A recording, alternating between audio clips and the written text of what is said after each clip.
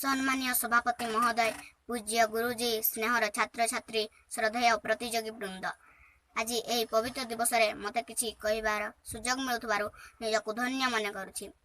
एही दिवसटी भारतर पूर्वतन राष्ट्रपति तथा पृथ्वीर श्रेष्ठ दार्शनिक डॉक्टर सर्वपल्ली राधाकृष्णन जन्म दिवस। सर्वपल्ली राधाकृष्ण 1888 मसीहा सेप्टेम्बर 5 तारिख रे माद्राज चिरुभणी ग्राम रे जन्म ग्रहण करथिले।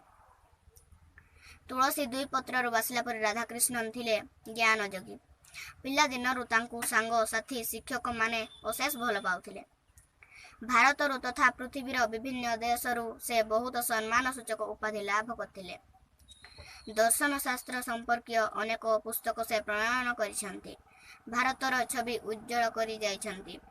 पृथ्वीर विभिन्न देश रे भारतर उच्च दर्शन को से प्रचार करिसेंती एवं भारतर संपर्क रे पृथ्वीवासी धारणा को परिवर्तन करिबार साहाय्य करिसेंती।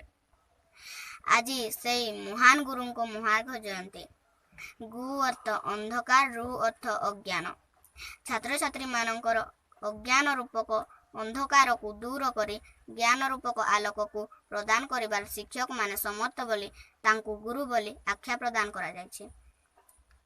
तांकर अशेष गुण थिला। से थिले सरल, निराडंबर और मितव्ययी। गुरु शिष्य परंपरा को उज्जीवित और महिमामंडित करिबारे एही दिवस गुरुत्वपूर्ण भूमिका ग्रहण करे।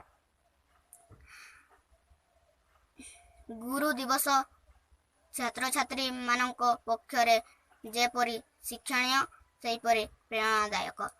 एणु मु उदार कंठरे गान करबाकू चाहिबी। गुरु ब्रह्मा गुरु विष्णु गुरुदेव महेश्वर, गुरु साक्षात परम ब्रह्म तस्मै श्री गुरवे नमः।